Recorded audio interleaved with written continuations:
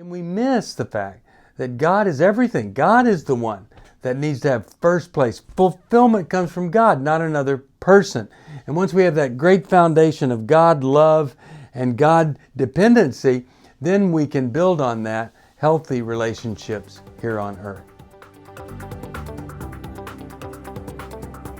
From New Life Ministries, this is Going Deeper with Stephen Arterburn. I'm Stephen Arterburn.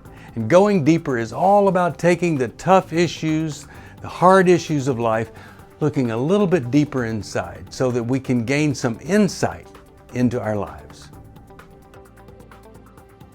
Hi, Steve Arterburn here. Thanks for joining me for Going Deeper. We've been talking about codependency, and I'd just like to spend a final segment on people pleasing. You know, one of the characteristics of a people pleaser is insecurity. And it could be because of mistreatment later in life, spouse, bad marriage, adolescent dating. Most of the time it goes back to some childhood experience that causes you to feel insecure about life, and you end up kind of taking on the role of a people pleaser. And you know, God really wants us to disturb the peace sometimes. Jesus was an example of that, for there to be a way for things to get better. And just maintaining status quo, ignoring, denying, that never ever helps anyone. So what about a people pleaser? Well, sometimes a people pleaser will not show who they really are. They're afraid to show who they are. They don't want to be rejected. And they will do everything they can to fit in with other people. They don't think they have the right to be an individual, so they just fit in. And they really don't have any regard for their own value. They feel less than, and so they want to meet the needs of other people who seem to be more valuable than them. You're only confident when people are showing that they approve of you, approval of everything that you do. And you're striving, and the desire to please is really attractive to people up front. But it's not so much later on. It becomes kind of annoying. So if you've ever wondered, why do these people tell me they love me, but then they go away? Well, it could be because it becomes annoying. If you're a people pleaser, you're exhausted. You don't have a lot coming in. You have a lot going out as you're trying to impact somebody's life with this really inappropriate method called people pleasing. So, and then finally, you always feel that you're not good enough to be an equal partner in any relationship. And so you can see how that feeds right into being codependent. But it's sad to be a people pleaser, because what are we supposed to do? We're supposed to be a God pleaser. And if we relate all of our fulfillment and all of our dreams and wonders in people treating a certain way or feeling certain way, then we miss the fact that God is everything. God is the one that needs to have first place. Fulfillment comes from God, not another person. And once we have that great foundation of God love and God dependency, then we can build on that healthy relationships here on earth.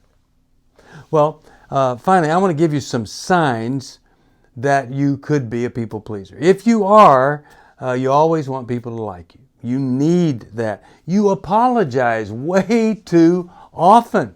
I'm sorry is just part of your vocabulary. And you can't say no. Anytime somebody wants to do something, you just do it. And you're very quick to be agreeable. You don't want to cause a conflict, and you don't want to be rejected, so you just agree. You don't want to ever make people angry, and you don't make people angry. You avoid conflict at all cost. And you're really burdened by other people's feelings, and you have low self-esteem. Does any of this ring true with you? You're a giver. People say, well, you're such a giver. But you don't even feel good about the giving. In fact, you don't have any real authentic feelings. And you don't take care of yourself. You don't have time for yourself. And there's an emotional dependency on other people. People take advantage of you. And you end up in a lot of unsatisfactory relationships. And eventually, you're really disregarded as a human being altogether. You never criticize, never stand up for yourself, and you feel overly responsible for how other people are doing. All of that is people pleasing. Now, what do? Well, what I would want you to do is get a counselor and help them to answer this question.